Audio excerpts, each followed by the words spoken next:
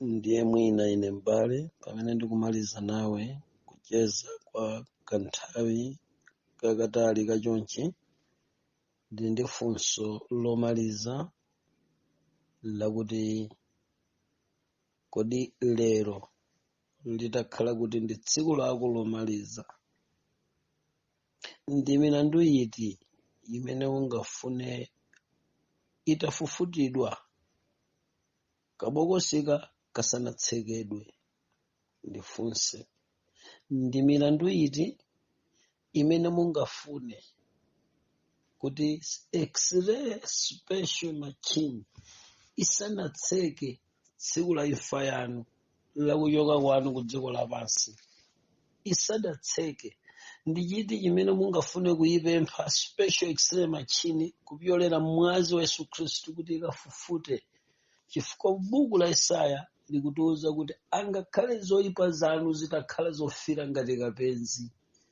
Ndimati nchitire umboni kunena kuti ine mbala amene ndakulankhula za chiweruzochi nditachiona chinthu chimenechi mchipembedzo changa chakale chakuchipembedzo cha Satana, ndinachiyesa chinthu cha mtengo wapatali kuti ngakhale panali chisangalalo, kunyada, kukondwa kwa zinthu za nthawi yapansi pano, koma ntaona kuti tsiku ili likamadzafika kaka ka recording machine kamene kanjambula mbiri imeneyi kasadatseke, ineyo ndichitiretu changu kupita kwa Mulungu ndikutaya zonse, koma kuti ningokonza ka special x-ray machine kuti mwazi uwa Yesu umene ndivivwinikemo mwakugwada kwanga ndikulapa kwanga kwa machimo, special x-ray machine, mwazi wa Yesu ukalowamo mu machini amenewa ndi umene ukafufute rekodi yonse kapena kule kufufuta tepi yonse nkuyambira so 1.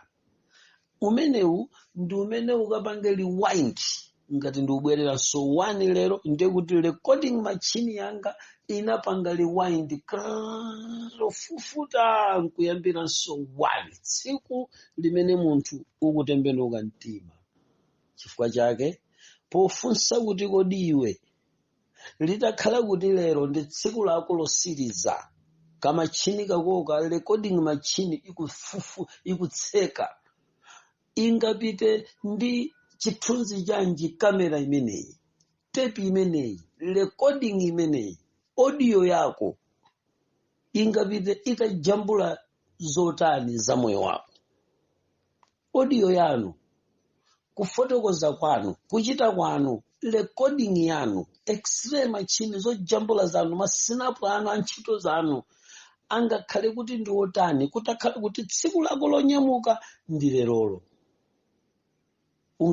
ungakanene kuti udali motani? Chifukwa ine nzako ndikufotokozani ndidachita mwayi kuti khomo special x-ray machine lisadatseke ndidakali ndi moyo, nditaumva mfuwu yokera ku buku lija timawerenga la Yesaya la Yeremiya lija, mfuwu wodandaulira kukhola la Mulungu, mfuwu wodandaulira ku dziko lapansi, nditaumva ndinachiona cha mtengo wapatali kuti mmene ndathana ndikupezana ndi Mulungu kumasomphenyawa kwa tsiku lakutembenuka mtima, monga mmene ndakufotokozera mbale, mayeso ndi zowawa ndi zabwino zokhumbirika za dziko lapansi zimene tinali kutaya, timazitaya tikupita kukamba zopweteka, timayesedwa, koma tidachiona cha mtengo wapatali kuti ayi ngakhale zili choncho, koma ngati ndapeza mwazi pano, ulowe mkati mwa kamera ukachite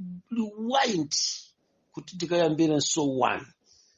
M'bale wanga, tsiku limene ungali ndi mwayi wakuti ungapange rewind recording machine imene kuti ikayambire 1, ndi pamene uli ndi moyo, pamene ukulandira Yesu Khristu, ndikulandira mwazi wa mtengo wapatali wa Yesu, umenewu ukuthandiza kuti recording machine, x-ray special x-ray machine ipange rewind ikayambire so 1, ndi umayamba nokusamalira akazi ine ayi, kuba ine ayi, kuledzera ine ayi, ufiti ine ayi, utamba ine ayi, nkumayenda kuti kamachini kachatsopano kama kayambira pamenepo chifukwa chani mpingo sumafikira muyezo okafufuta recording machine x-ray special machine imeneyi sitheka kufufutidwa ni ubatizo sifufutidwa chifukwa chakuti unadia mgonero ayi ndi mwazi wa mtengo wace wapatali wa Yesu Khristu umene umakafufuta ukafufuta sopano batizidwa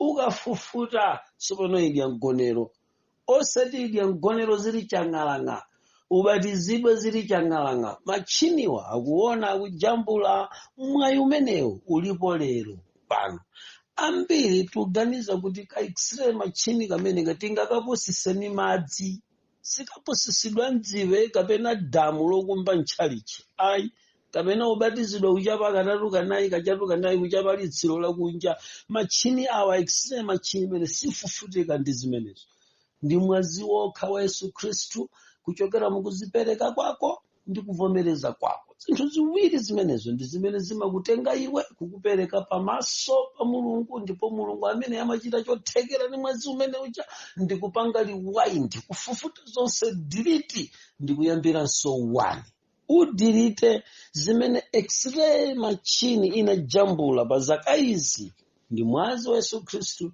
kuchokera mkulapa kwako sindidziwa madzulo ano ukumva bwanji lero litakhala kuti ndi tsiku lako lomaliza ndi ziti zimene ungafune kuti zichotsedwe tadikira m'bale wanga nditawerenga nawe limodzi mawu amene akupezeka pa buku la Yoweli chapter number 3 titawerenga vesi yake ya number 12 tidzipita mpaka pamene tikalekeze mwina mpaka chako nambala 16 uko 12 agalamuka amitundu nakwerere kuchigwa cha Yehosafati pakuti ndidzakhala komweko kuweruza mitundu onse ozungulira akuti agalamuka mitundu onse amene akuzungulira kuchigwa cha Yehosafati pakuti ine ndidzakhala komweko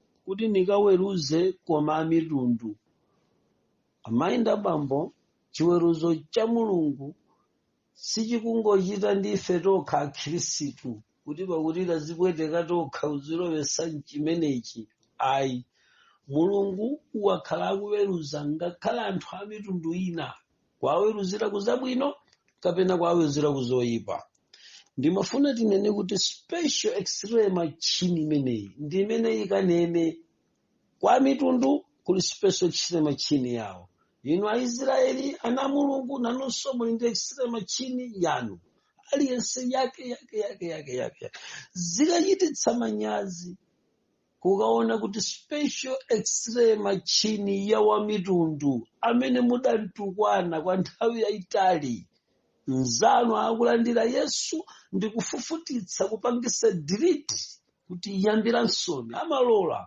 bola mukachite deposit mwazi wa Yesu inu mahule amalola kufufutitsa bola mukapange deposit mwazi wa Yesu anzanga amene munaba kwa nthawi yayitali amalola bola mukapange deposit mwazi wa Yesu amavomera ufufuta zimenezi bola mukatenge mwazi wa Yesu Khristu kunena kulapa kuchokera pansi pa mtima ni ufufutitsa amalola zigawenga tamverani amalola ufufutitsa ineyo nimalize audio iyi ndikunena kuti taonani ine m'bale wanu ndidafufutitsa ndinali ndi zithunzi zakuti zitaoneka pano chakuguwa la nsembe la ziteki inu nonse uwerama tidanyamula munthu ulendo ukapereka nsembe koma amalola ufufuta tikutsika ndi mapiko achomba nkhanga cha mdierekezi blood wing ya mdierekezi kutsikira ku Amazon forest kukachita dilu kapena kukachita training ukombula mafia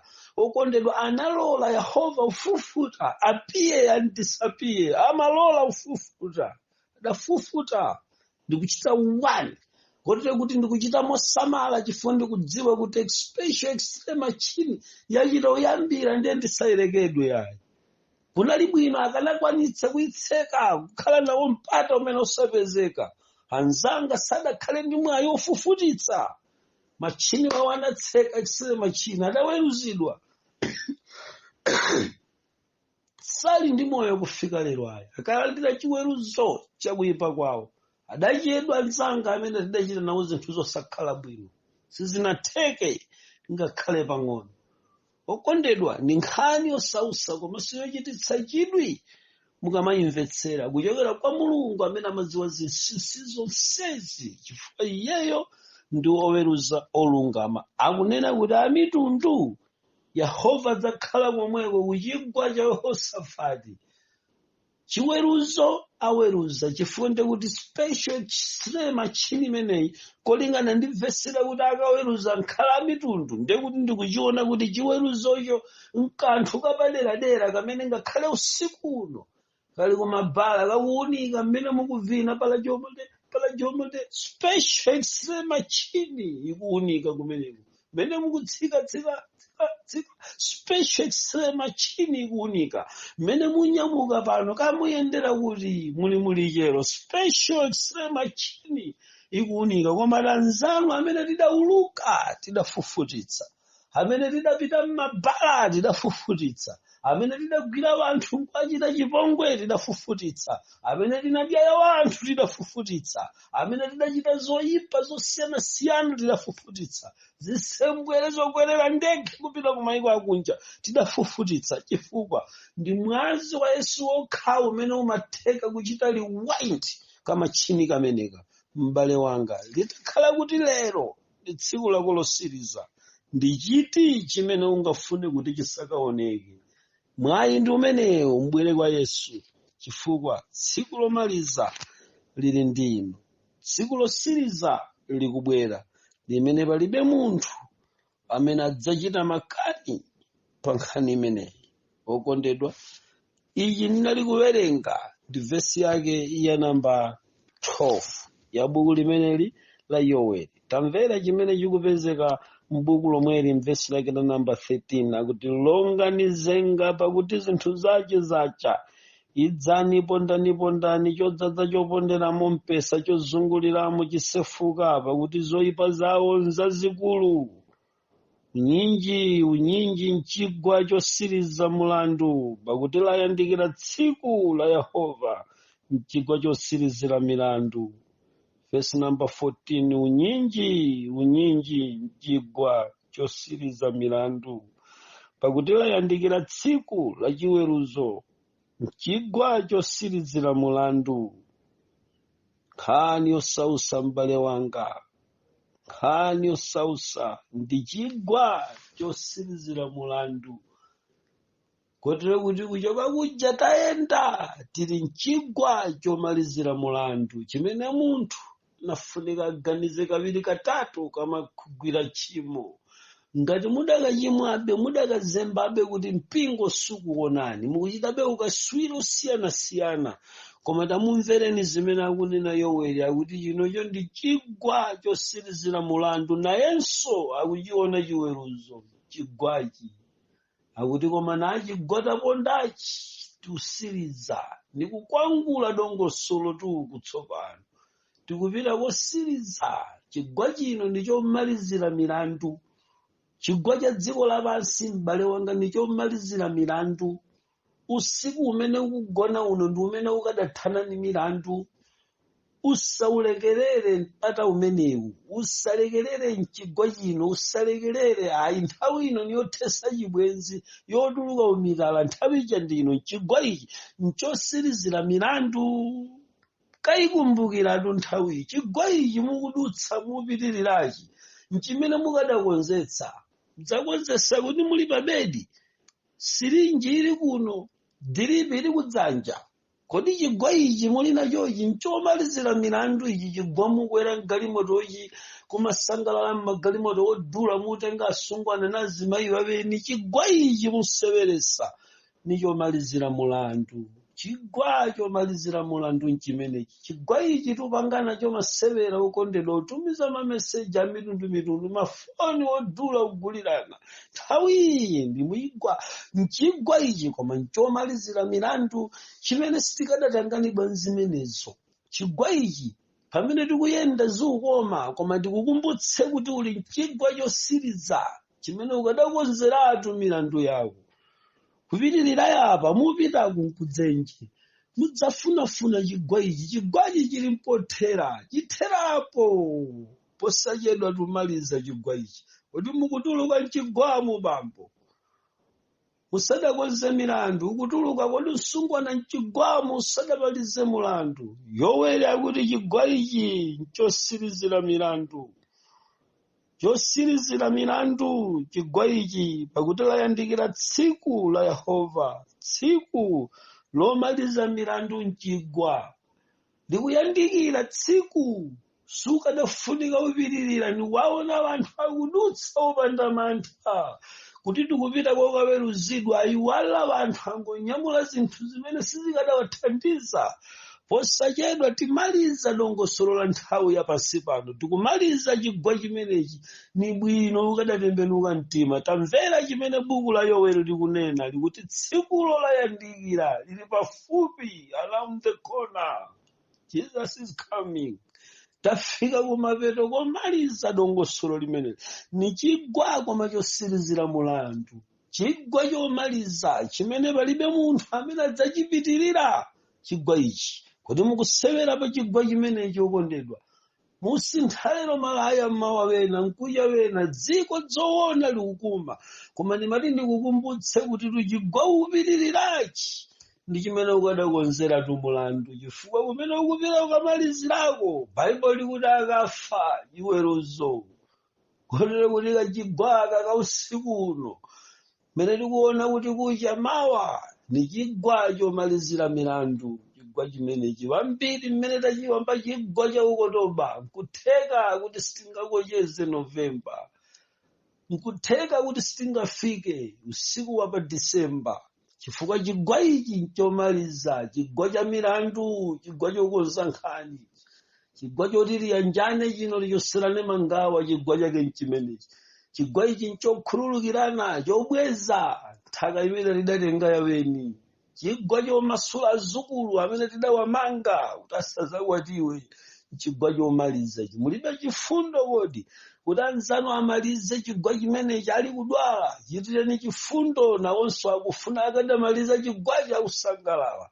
Dankhalira kalekale nzako kumuloza chotupa chochokera kwa iwe, kodi sungamkhululukire chifukwa akudusa chigwa chomaliza? Chigwachi nchomalizira milandu. Nkadapempha kuti chisadamalizike chigwa chimenechi, tipite kwa Yesu. Ndi angati madzulo ano mkati mwa maaudio atatu onsewa amene ndikufotokoza za chiweruzo, amene munganene kuti zoona abusa, ine ndikumaliza chigwachi koma sindili bwino, ndachidziwa kuti nchigwa chomalizira mulandu wanga, ndikufuna ndikonzetse special x-ray machini yanga ya jambula za chabe. Taona ni masinapu awa, nofuna ung'ambitsa masinapu ung'ambe. Ichi ninajambulitsira ubwandiro, ichi ninajambulitsira uchezi mtemba, ichi ninajambulitsira uchisalere state house. Nifuna ning'ambe masinapu amenewa. Ichi ninajambulitsira ujagu kuli sing'anga. Taona yapa ni ujambulitsa nuuluka, nufuna ung'ambitsa. Ning'ambitse ine. Ning'ambitse zimene ndidachita useli, zimene x-ray idajambula. Taonani pamene ni milandu ine nufuna kukonzesa. Ndangati ngati mulipo kumene mukundimva, kulikonse ukayang'ana mmene wajambulitsira zithunzi zikupita kwa oweruza omaliza, chifukwa Daniel 7:10 watiuza kuti pampando padzakhala oweruza ndipo mabuku adzatsegulidwa. Ndiye kuti zithunzi zonse zikaoneka, kamera yonse ikaoneka, maaudio onse akaoneka. Chifukwa chani? Machiniwa amajambula zooneka ndi zosaoneka. Kotero kuti zigololo zakuseli zikaonekanso, zimene zidachitika mu mzimu zikaoneka, zochitika mthupi machiniwa akanena. Chifukwa mwini wake wa machini amenewa ndi mkulukulu wakumwambamwamba, amene ali ndi special x-ray machine. Kotero kuti iwe lero uli ndi mwayi wokonzetsa zimene zichifukwa mchigwa tikudusachi ni chigwa chomaliza. Bwerani kwa Yesu madzulo ano, mukalandire iyeyo. Bwerani kwa Yesu mmawa uno, mumulandire Yesu Khristu kukhala mbuye ndi mpulumutsi wa moyo wanu, amene azakuthandizani ndi kukusamalirani. Mmene taonera malemba zikuonetsa kuti tili kumapeto a nthawi, tikudusa ndi mchigwa chomalizira milandu. Chifukwa chake ndikupempha kuitana kwa Mulungu kumveke mkhutu mwanu, musazengereze chifukwa mwina chigwa chanu ndi okotobala uno, mwina chigwa chanu ndi mwezi uno, mwina chigwa chanu chomaliza nchimene chisimudzaolokanso kuzafika kumene mukuganizira. Pamenepo tibwere kwa Yesu kuti tikafutitse tidakali ndi moyo, muchite mwayi ngati umene tidakhala nawo ife, chifukwa nzanu adachita tsoka. In seconds adachitidwa destroy. Sankaona kuti akupita kuti ali kuyang'ana tsogolo, maganizo wawo akuyang'ana kutauni ina yake, pakona ija idakumana ndi nzake, athera pamenepotu sadabwererekonso. Anathera pompo sanabwererekonso. Adayiwala kuti nthawi iliyonse tikamayenda timayenda mchigwa chosiriza cha chiweruzo.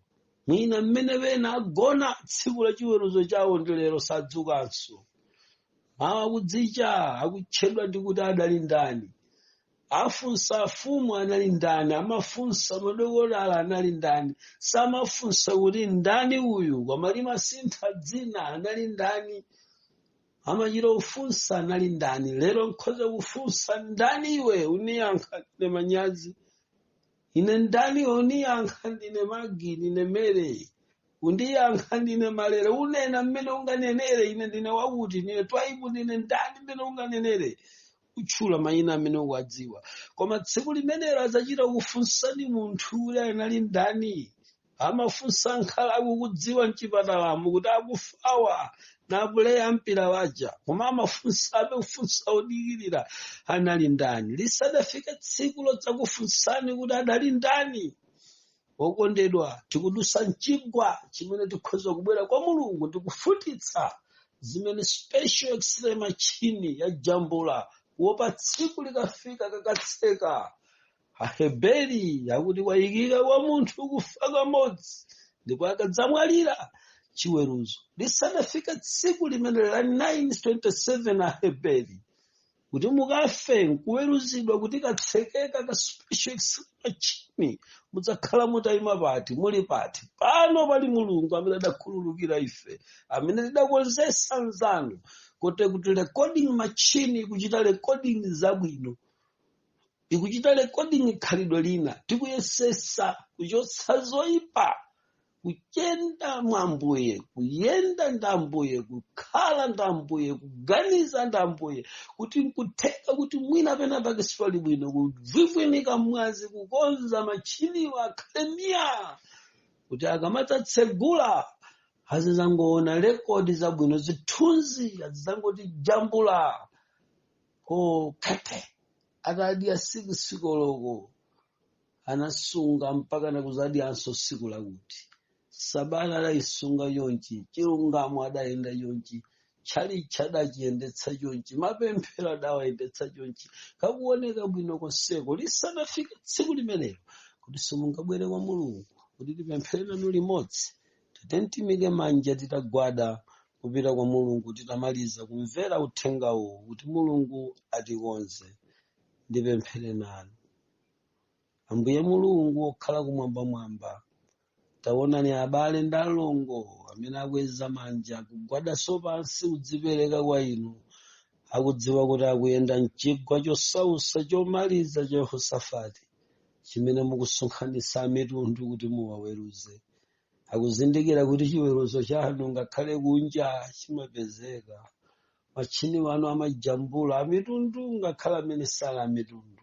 Yehova pamene akuyenda mchigwa chosiriza ichi chokonzera milandu, akubwera pamaso panu kuti inde munali ngakhale mawa lotuluka mchigwachi kapena usiku uno, mbiri yanga njotani, machini ajambula zotani, kuti tamva kuti inu Yehova muli ndi special x-ray machine, ndekuti munandiona nditi kuchisembwere, ndekuti mudandiona nditi wotamba, mujani manama munandiona, mene nimasinthanitsa munandiona, mene ni manama kuti ndaliko kacheza koma ntapita kulumu munandiona, kulikonse kumene ine ndidachita chinthu koma choganiza kuti palibe waona eti machina anali ataona, ndagwadatu pano. Yehova mundichitire chifundo, mwazi wa mtengo wacho wapatali uja adakhesa mwana wanu undigwere uchite rewind rekodi yachabe, kuti kuchokera pamenepo muyambe kundikumbanso kawiri ndi kundikonzanso kawiri,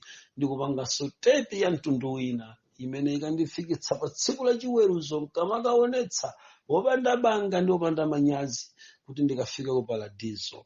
Mwa ichi ndakonza chisankho chobwera kwa inu mu dzina la mwana wanu Yesu Khristu, mundikhululukire. Yehova mwachitire chifundo anthu, mwamvere, muchite nawo monga mwakuchuluka kwa nsoni zanu, popeza kulibe wina ku dziko lapansi ndinu amene mumakhululukira. Machini wanu taona akuyang'ana kuweruza ngakhale muzipembedzo. Mutichitire chifundo Yehova, pakuti tinaganiza kuti chalichi chathu nchimene chikutiunika, abusa wathu ndamene akutiunika, atsogoleri wathu ndamene akutiunika, koma muphunziro la lero la chiweruzo tazindikira kuti otiyang'ana ndi kutiweruza sabusa, si mabuku, si zinthu zimene tili nazo, sizolembera ayi, koma muli ndi special x-ray machine imene imaona mzimu ngakhale thupi, ndipo rekodi yonse imasungidwa mkabokosi kotchedwa chiweruzo. Mmenemu ndati ndikonzetse, mundichitire chifundo. Yehova mvereni akapolo wanu na zakazi wanu, muchitire chifundo monga mudachitira ine, mwachitirenso iwowa. Ambuye Mulungu, pangani delete mbiri zawo zolakwika. Ena ali ndi rekodi yachabe, akhala akaona vana chikumbumtima chimakumbukira azibambo aja amene adakhala nawo aja inaka avana, koma kudyeseretsa kwa munthu wina. Mukukute Yehova, mufufute chikumbumtima chimenecho, mwapase chikumbumtima changwiro. Ena akayang'ana chuma chimene ali nacho akukumbukira chija chidachitika tsiku lija kuseli ali okha kuntchito, akukumbukira mapezedwe a chinthu chimenechi. Mwachitire chifundo. Ena akamuyang'ana mamuna akukumbukira chipezedwe chake, ena akayang'ana ndalama akukumbukira imene adazipezera. Yehova mwachitire chifundo, mwachitire chifundo Yehova. Njinga iyi akudziwa adayipeza bwanji, mundawo akudziwa mmene adawupezera. Yehova mwachitire chifundo, okhululuka ndinu, wa chifundo chosatha ndinu. Madzulo ano tikupereka zonsezi mu dzina la mwana wanu Yesu Khristu tapemphera, lero komanso ku nthawi zosatha, kwa Tate okhala ku nthawi zosathayo, pamodzi ndi ulemerero ndi mphamvu zikhale kwa inu madzulo ano. Amen.